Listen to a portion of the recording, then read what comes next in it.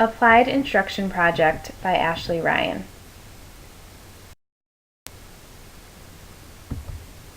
Educational context. I'm currently a special education teacher that works with 5th grade students. I'm at an elementary arts magnet school that focuses on and teaches students from pre-K 3 all the way up to 5th grade. I teach in 2 different contexts. There are times where I do my instruction in a resource room that focuses primarily on reading and writing, but I also co-teach in a math classroom with the regular education teacher. Rationale.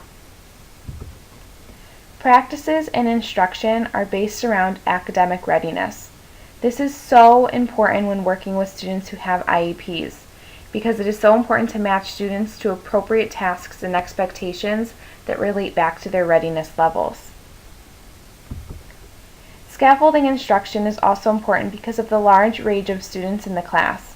It lends perfectly into a classroom that feels naturally differentiated. The planned activity for the purpose of this project will focus on analyzing and understanding word problems. Word problems are very complex when looking at students who have IEPs because sometimes it's more than just the math that's hard. It relies back to the reading and understanding language. Pre-learning activities. Concept maps will be used to determine a baseline of what students may already know, but it's important to understand their perceptions around the topic before you get started with your teaching. Student-teacher conferences. These conferences will be used to build connections and to better understand their current levels of what they get and what they still need some help with. Based on the concept maps and conferences, students will write down their personal learning goals. These goals will be used throughout the unit for them to reflect on and to build into when completing different assignments throughout the course of the unit.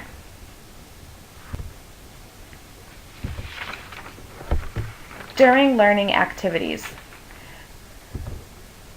The most important part of this learning plan is the use of learning centers. These centers must consist of various materials and manipulatives that give all students access to the class content. When looking at word problem centers, they can be differentiated based on the complexity of the word problems and even the use of manipulatives.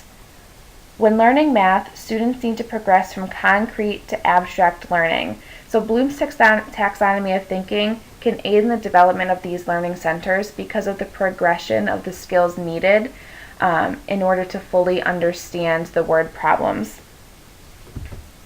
Anchor charts will also be placed strategically around the classroom to provide reference points to students. This is especially important for those visual learners you may have in your classroom because it gives them something to reference throughout their independent work and even throughout various parts of the day where maybe it might not be math. They can really look at those anchor charts in order to remember or provide examples of what they need to be doing or what's expected of them to do next. Post-learning activities. First, students will need to add to their concept map. This will consist of new knowledge and learning, as well as new perceptions or ideas they may have about word problems. Then, students will re-meet with the teacher and look back at their pre-conference notes. This will help the students think about and reflect back on their learning. This is especially important again for those students who have IEPs because sometimes they need a little bit of help thinking back and reflecting back on what they know in order to get them started and to better understand all the great learning and the skills that they've developed. Finally, students will make a journal entry to reflect on their learning goals.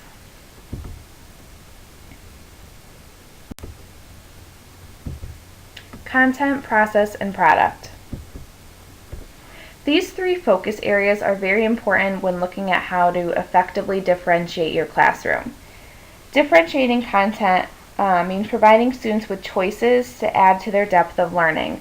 For example, you can reteach students who need further instruction, or you can provide additional resources and learning opportunities for those students who may have already mastered a concept or need a little bit more information about a topic to really beef up their learning process. Differentiating their process means giving students choices about how they will express their learning. So they can do inquiry-based activities in order to promote independent learning. The length of time students have to complete a task can vary from student to student based on their readiness and abilities, and flexible groupings. When looking at differentiating the product, it means giving options around how to express the required learning. So obviously they can express their learning in various ways or methods. They can use student-created rubrics so they're well aware of what they need to do, and these assignments should match a student's academic readiness level. Differentiating the content, process, and product gives the teacher the opportunity to respond to the needs of all students. Strategies. Web quests. These are such a valuable tool for students on all learning levels for a couple of reasons. For those advanced learners, it gives them the opportunity to dig deeper into their learning, and it gives them the opportunity to look beyond what is the classroom expectation is. But it also helps those students who may be struggling because it's a self-paced activity that allows them to learn more about a topic that they feel they want to learn more about. And in this case, learning more about word problems or finding new word problems or looking at different strategies to help them solve them. These are all really great tools to get students at all learning levels involved in those enrichment activities. It's also important to incorporate multiple intelligences. This requires students to use different levels of the intelligence and different methods, and maybe even go out of their comfort zone a little bit to learn a little bit more about themselves.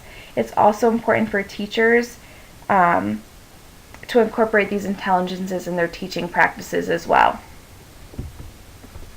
Not all students share the same learning preferences as the teacher. Therefore, it's important for teachers to reflect on their own learning preferences. It is so important to remember not all of our students are going to learn the way we do, so sometimes we as teachers need to get out of our comfort zone and push ourselves to tap into those intelligences that we may not feel comfortable with.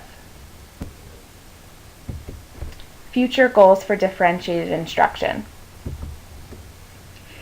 Number 1, incorporate more technology for differentiation purposes.